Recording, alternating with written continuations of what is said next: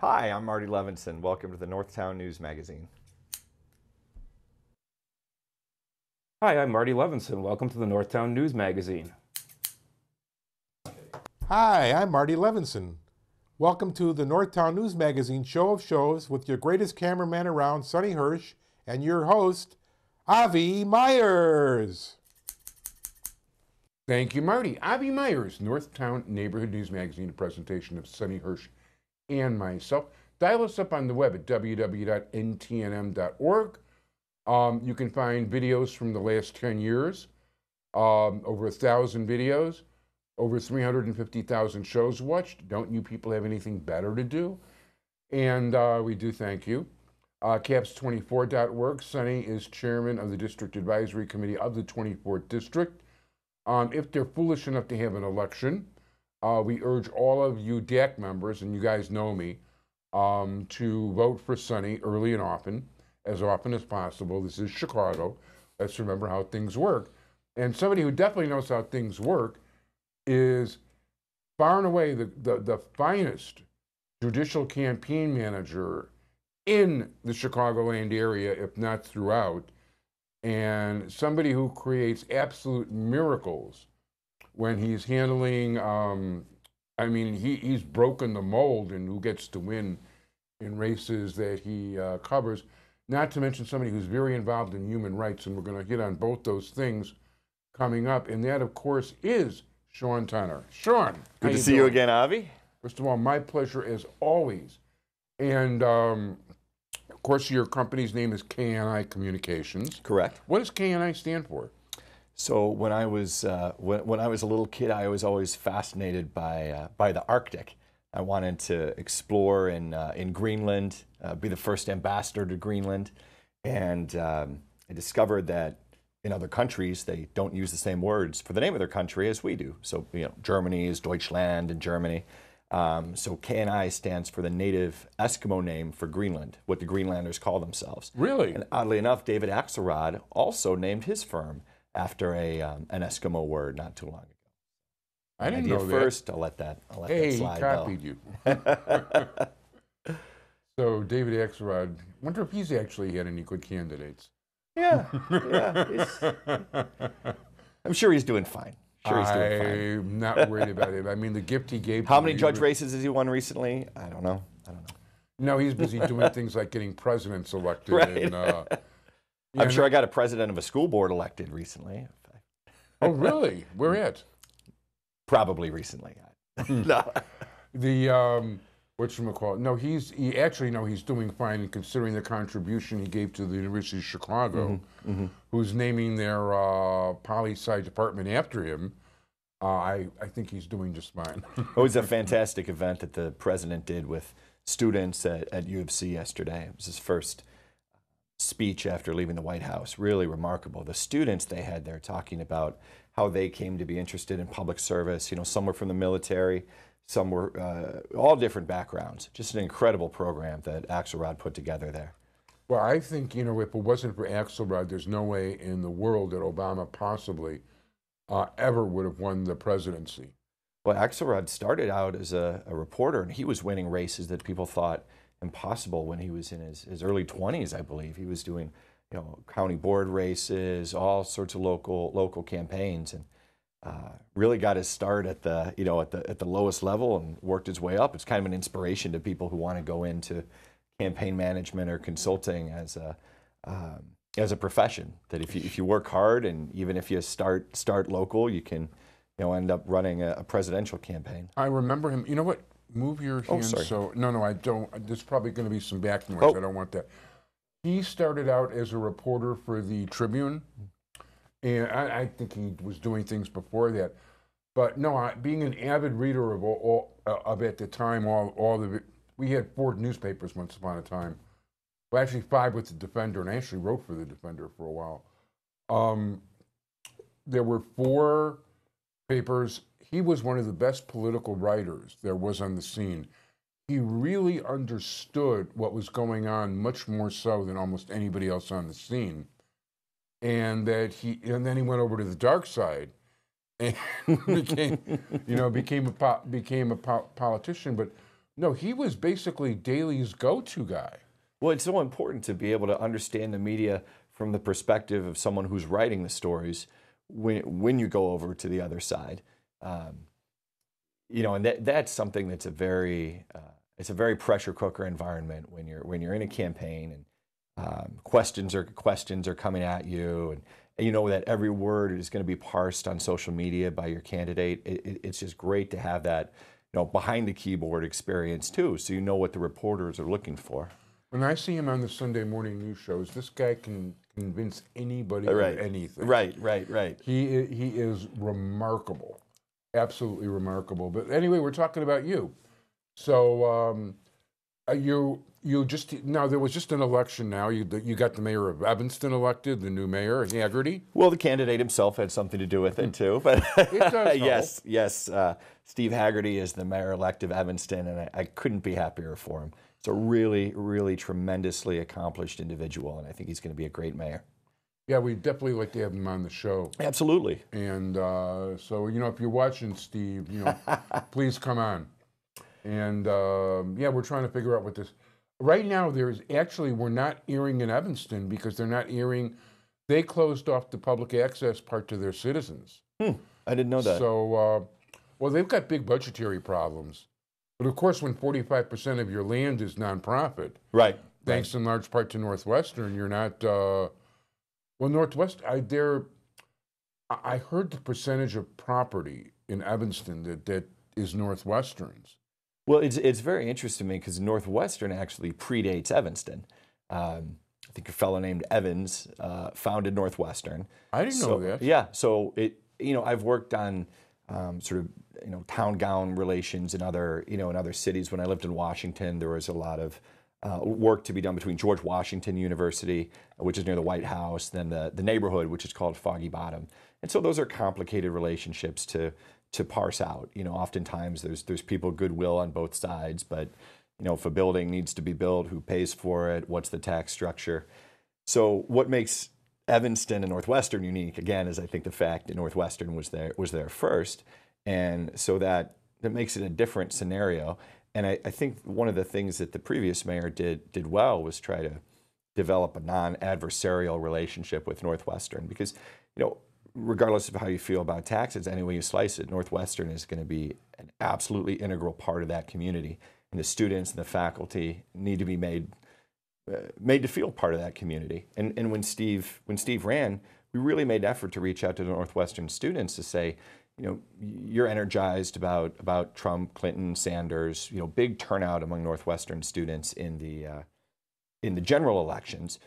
But as your previous guest said, who your mayor is or who your city council member is impacts your life almost every day.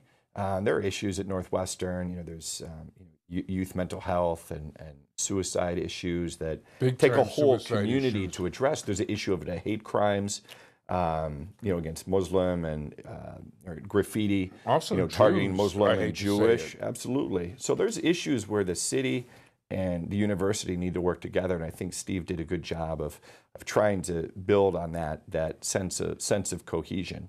Yeah, no, I'm very familiar with thanks to Rabbi Klein. Right.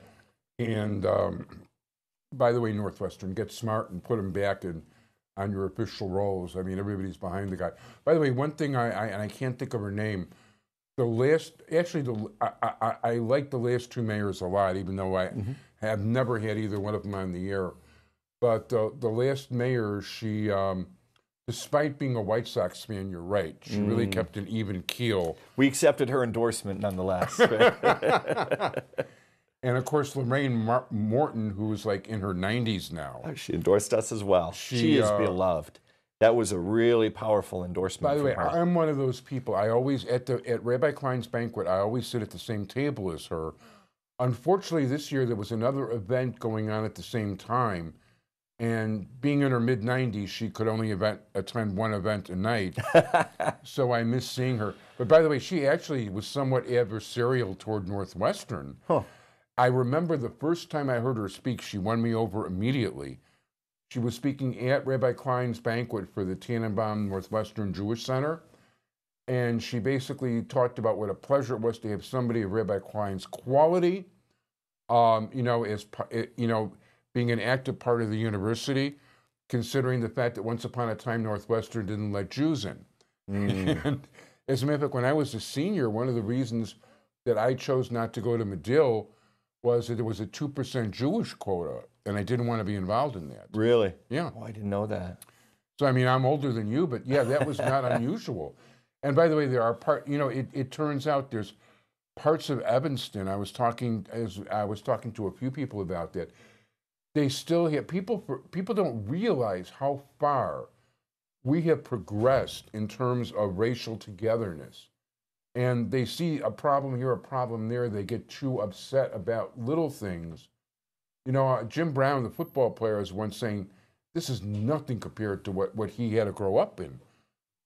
There are covenants in Evanston. There are people who own property in Evanston where there are neighborhood covenants that they had to sign saying that they are not allowed to sell to a black family. There was a fascinating book I read called Sundown Towns by James Lowen. And he was famous for writing a book, I think it was called Lies My Teacher Taught Me. I've and heard of that. He went all around the country, personally in many cases, going to small town clerks' offices, libraries, city halls, for the first time to document how many cities in America were sundown towns. And a lot of places that you'd think of as very modern, very progressive, most of them in the North, for part of the reason being that in the South, the African-American population was so large, it just wouldn't make sense for a town to say we're a sundown town. The discrimination was just as vile, but took different forms. But so many towns that now we think of as very modern, very progressive, there would literally be a bell that would ring or a siren that would sound. I think a number of places in Illinois that would say if you were African American, you needed to be out by sundown, hence the term sundown towns. And he describes going to these city halls and libraries and clerks' offices and asking very matter-of-factly about this and being sort of waved off, no, that never happened here. And then go to the library and say, well, it says here the law was, no African Americans after sundown. And it's a chilling piece of American history, but one that I think needs to be studied because racism certainly not limited to the South by any means. No, not even close. And the fact is, people don't realize. And by the way, I don't really go for this idea that Chicago was one of the most segregated cities, frankly, because most black people can live anywhere they want. We've had black people within a block of us, for over 30 years.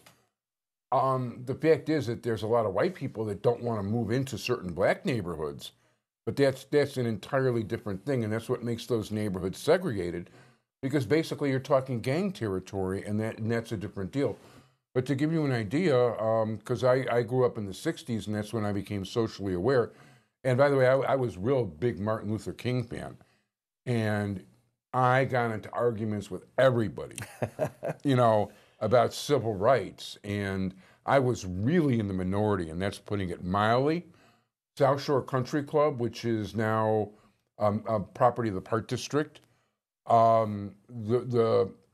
was not allowed in there, but basically the rumor was that they had a sign inside saying basically no blacks, no Jews, no dogs.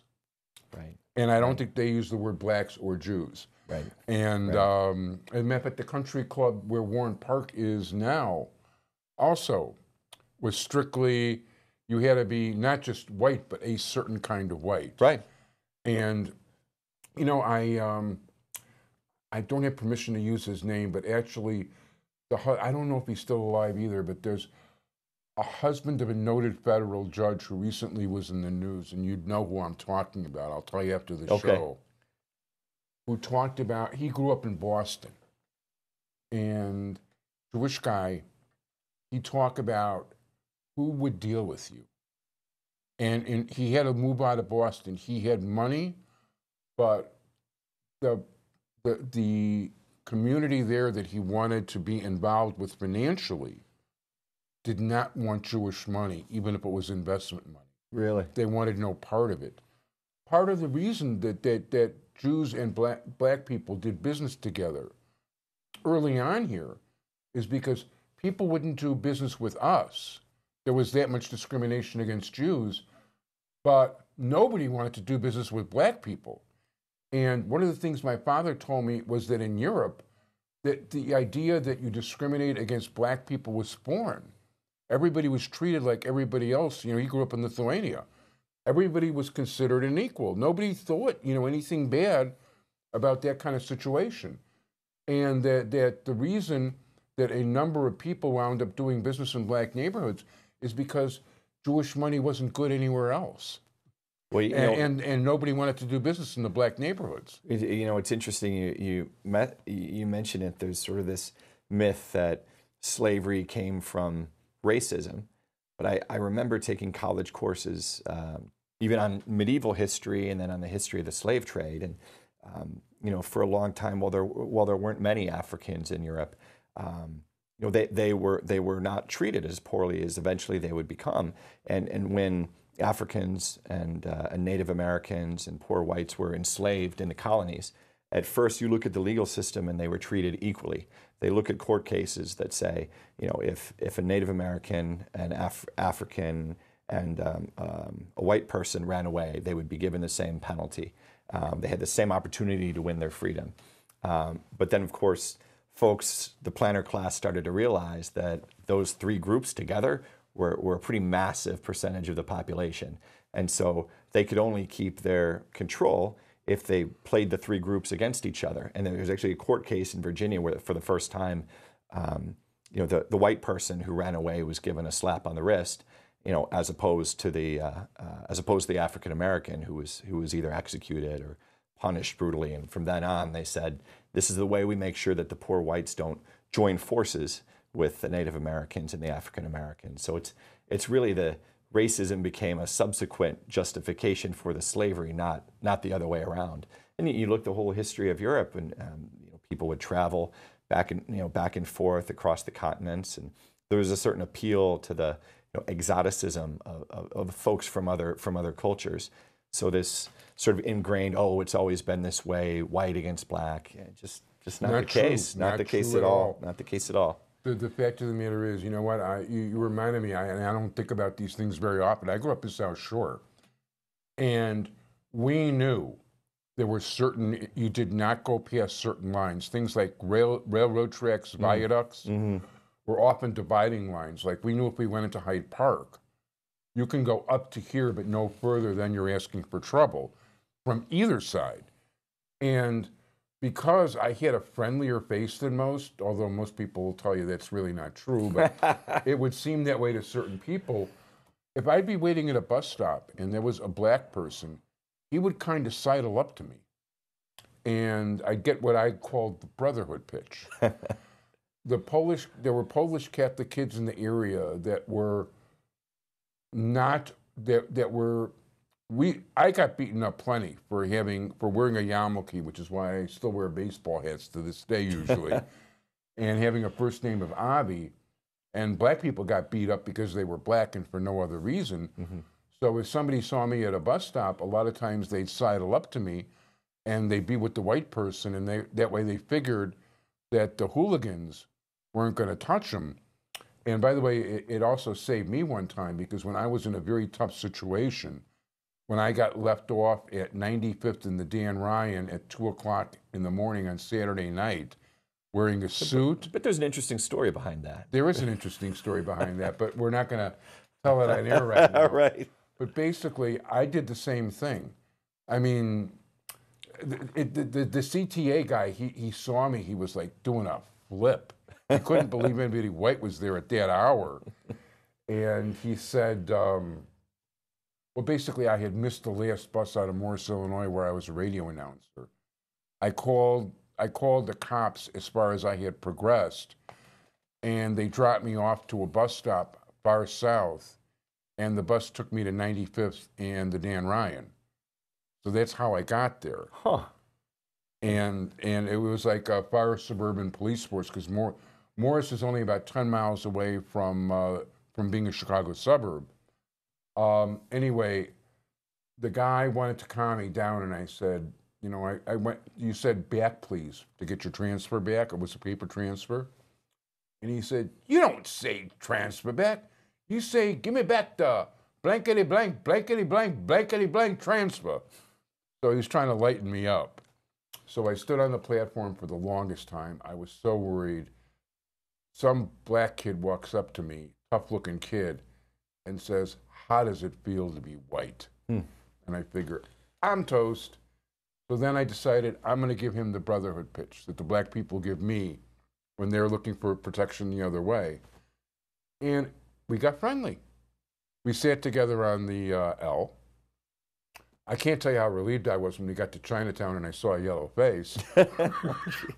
But that's another story. You know, it's interesting. I've always found it tragic how sometimes the folks in power will try to pit different minority groups against each other. And when you look at how they've tried to create this false narrative that Jewish people and African Americans, they shouldn't get along. There's the history of one abusing or exploiting the other. Folks need to come together and support each other, and that's why I love it. That's why I just love this Devon Avenue area. When I had a guest in from Africa, these guests in from Mauritania, we'll try to take them to one of the nice restaurants in Devon Avenue, and I always let them know how this is such a great story of the American dream, that you have Indian and Pakistani and Orthodox Jewish and every skin color, every ethnic group. You've got on Russians, the same street. Syrians. And almost never is there a problem. And you see the Indians will march in the Pakistani Day Independence Parade and vice versa. If only the whole country could be like Devon Avenue. And good food too, of course. This neighborhood in general is the second or third safest neighborhood in Chicago in terms of crime. Sure. And I'm sure the CAP's work has a lot to do with it. Yeah, well, one thing I'll give the 24th District credit for over the years is it's been a very active, vibrant CAP swing, and as a matter of fact, I'm about to, well, as a matter of fact, I actually wound up resigning my CAP's job, which I didn't want to do, but there was a political problem. So I'll be, for those of you, I know I promised you a long time ago I was going to let you know what happened. That's going to be coming out fairly shortly. So I'm still a big fan of community policing. It just needs to be done right, and it can be. And I mean, it's about people working together. Regardless of your race, creed, color, religion, people need to work together. We're all human beings. And, one of the things I really like about your work is you're so involved in anti-slavery functions. Yeah, you went to Mauritania, and you were I think you were in the same building Obama had his picture taken in, which was a major slave center. Oh, I remember that photo. What a powerful, powerful really image that was. Yeah. And yeah, if I'm remembering this years later, you bet it was. So he wasn't in Mauritania. I think he was a little bit further down the coast. I can't remember exactly the location, but I remember that photo vividly. So powerful. And even though there's religious differences and cultural differences between the United States and Mauritania and those countries that I work in, there's still a great moral power that comes from the American president, and American leadership, I think, still has a place there. The U.S. Embassy is one of the absolute beacons of hope in that country. I mean, one of the strongest voices for freedom and sanctuary. And our ambassador there is just a wonderful man, Ambassador Larry Andre. And I tell you, being in the presence of that embassy, you realize, despite all our problems, America is really a great hope to a lot of people, even if we have political or cultural differences. It really is. People don't begin to understand the greatness of this country, and they people like my father that he didn't exactly flee Europe, but it was within a few months of having to flee. Mm-hmm. So we kind of knew it was coming, and I certainly know. I grew up with more than my share of my friends' parents. He had concentration camp numbers. And tattooed. It was not unusual. I mean, when my dad used to walk home from synagogue, it was almost always with somebody who had been in the camps or somebody else who fled. And people don't realize what a great sanctuary this country is. And to be, yeah, we can always improve. Everybody can improve. But I think you can argue that there may not have been a country in the history of the world, that did more in a charitable humanitarian way than the United States has during its 200-something years of existence. Well, if we look at the work that Senator Durbin and bipartisan leaders in Congress did to help provide funding for anti-slavery programs in Mauritania and that region, that's just a truly remarkable humanitarian project. And it's rare. It's a country that's far away. It's not a country a lot of people have heard of, but I'm just very proud that it was a senator from Illinois, Senator Durbin, who helped lead that effort to bring freedom to people. And one of the countries where slavery and a pre-Civil War American-style brutality still exists. It's funny. The first time Durbin ran for office, he ran against Paul Finley, the Republican, who was very pro-Arab, and it was basically in the Champaign area, is where that congressional district was. Oh, ran for his first congressional run. Yeah, and that was actually in I want to say, it was either 82 or 84, I forget which. And all the money flowing into that race was either Jewish for Durbin or Arab for Finley. And that was that might have been the single most expensive campaign in the country. That particular year. It is expensive to run down there because you have to do television in the Champagne media market, and there's no way to reach everybody apart from big spending on TV and radio. I worked with a woman who was a state legislator, Champaign-Urbana, and this is going back to 20, 25 years ago when they were spending hundreds of thousands, if not millions. It's ironic that it's so expensive, but the dynamics of those districts. I was very proud of the fact that Paul Finley actually singled me out as being one of the reasons that Durbin won.